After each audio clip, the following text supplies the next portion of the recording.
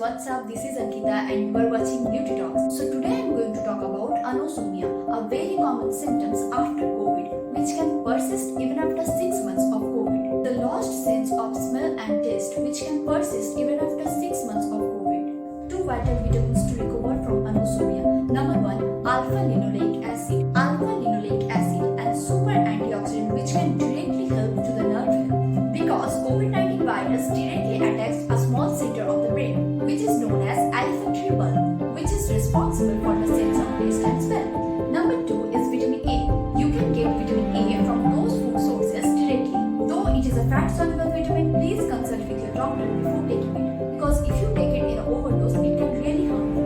The American Academy of Neurology has given the statement. So that's it for today's video, guys. If you like my video, do not forget to like, share and subscribe to my channel. Until that time, bye guys. See you in the next video.